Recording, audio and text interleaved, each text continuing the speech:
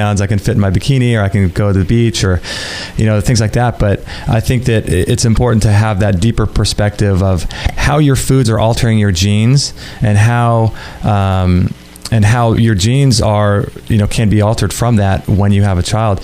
So I want to talk a little bit about, I think one of the main things to consider is the nutrition of a person while they're pregnant, as well as the nutrition that they take before pregnancy. I think they might be slightly different. You might be able to shed some light on that. And then after, maybe we can talk about a little bit of the nutrition for the child, and what you would feed the child, and what you would eat for breastfeeding and things like that. So what in an ideal world are some foods that people should avoid and consider eating, or adding into their diet during pregnancy? Okay, so I just want to backtrack and say one thing is that with all this doom and gloom with where are we going, the good news is that we can do a lot to change the course of that future. So it's just that it's up to us, and we just have to take responsibility and take the time to learn and to incorporate this into our lives. So it's not all laws, right? We can change things pretty quickly if we decide to do so. Right. And that starts with paying attention to our own health and getting the body ready for pregnancy. The thing is, we don't give it a second thought. And when you look at traditional societies, they prepare sometimes a year, 2 years in advance for pregnancy, and they eat very specific foods to prepare their body and to maintain their pregnancies and to re-nourish their bodies after pregnancy. Because one thing we do here as well too is we don't really think about our nutrition when we have our kids, and then we think, okay, it's been a year and a half, now time to have another one, without any thought as to how that breast milk has depleted the body, without how making that being inside your body has depleted the body. So really important to replenish that so that you can give birth to another healthy, robust life, and not just progressively give birth to weaker and weaker life if you just decide to have more and more children. So my thoughts on nutrition have really changed over the years. And if you had asked me this question a few years ago, I would have given you a very different response. Because in my own life, I've gone through, almost 20 years of being a vegetarian, largely vegan, most of that, to now completely the opposite. And I did that as a result of really stepping back and looking at the way I was aging and what pregnancy, I never knew how I was going to eat around pregnancy. And now I know I would have done it a little bit differently had I really gotten into the studies that I do now. But it's about really the nourishing foods that we've been told not to eat, or a lot of the things that we throw away. So it's the things like the animal fats, the quality. And whenever I'm talking about certain foods, I'm always talking about organic, free range, pastured, minimally processed, a lot raw when it comes to dairy, things like that, if possible. So we're looking at things that deeply nourish the body, and we're looking at things that contribute to creating a healthy brain and a healthy nervous system. And these are things like cholesterol. These are things like choline. These are things like, really good quality animal fats. And yes, this is saturated fats. These are things like lard and butter and egg yolks and fish eggs and wild fish and offal, which are the organ meats. The most nutrient-dense foods that you could possibly eat is liver.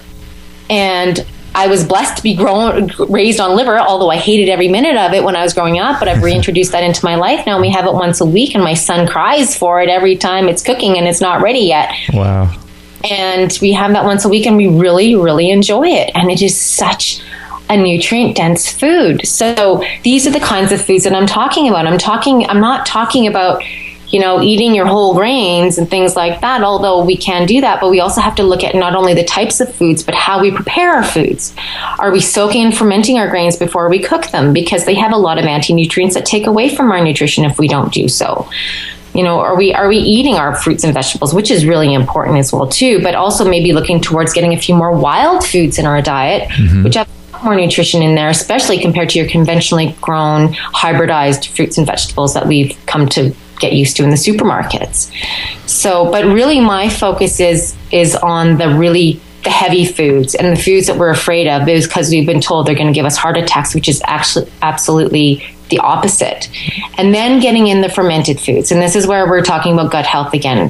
The health is such an extremely important part of getting ready for pregnancy and maintaining pregnancy, because your child will become cultured at birth, is what they say, and the bacteria that they get cultured with is what's on the mom. So, and what's in the mom's vaginal canal, and what is in her system.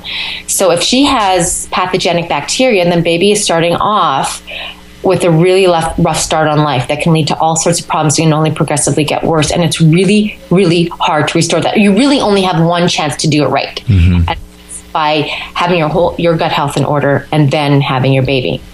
So would you consider, if someone is about to get pregnant, if they're thinking about doing that, would doing things like restoring your gut health, healing your intestinal lining, eating probiotic foods, and maybe doing some cleansing, is that something that you would want to consider before you get pregnant?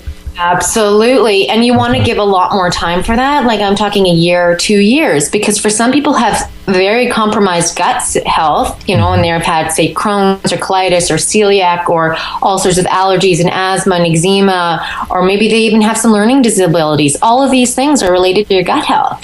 And sometimes it can take up to 2 years to truly heal that gut. Now, that being said, you can do a lot in a few months to a year, but to truly restore the integrity of that gut lining, for some it can take a lot longer, for some not so much. It just depends on what your history was, what you were born with, mm-hmm. and your diet was like during your life. So absolutely, you don't want to be doing any kind of cleansing when you're pregnant. If you're going to do the cleansing to get rid of, say, for example, heavy metals in the system, or cleansing out, the quote unquote bad estrogens and things like that, you want to do that well ahead of time.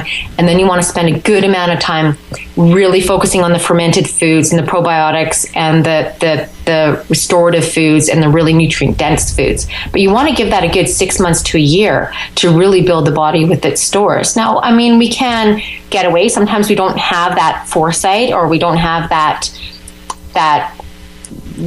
time for whatever reason, but just doing the best that you can with that. But in an ideal situation, in my opinion, cleanse, get rid of the stuff that doesn't need to be there or shouldn't be there, and then build. Right. Time. And so you ideally would want to do something like, during pregnancy, would it be okay to do a lot of the fermented foods as well, like the sauerkrauts and the kefirs and stuff like that during pregnancy? Absolutely, because you want to maintain that gut health. We're always exposed to things that are going to be challenging the integrity of the gut, mm-hmm. no matter what kind of diet we have, unless we're living out in the middle of nowhere in a clean, pure environment, which I'm not sure that really exists anywhere anymore. Right. But absolutely, this is absolutely key. The fermented foods, the sauerkraut, get used to, making your own sauerkraut. And if you don't have time, then purchase the unpasteurized kind that is still active, probiotically speaking.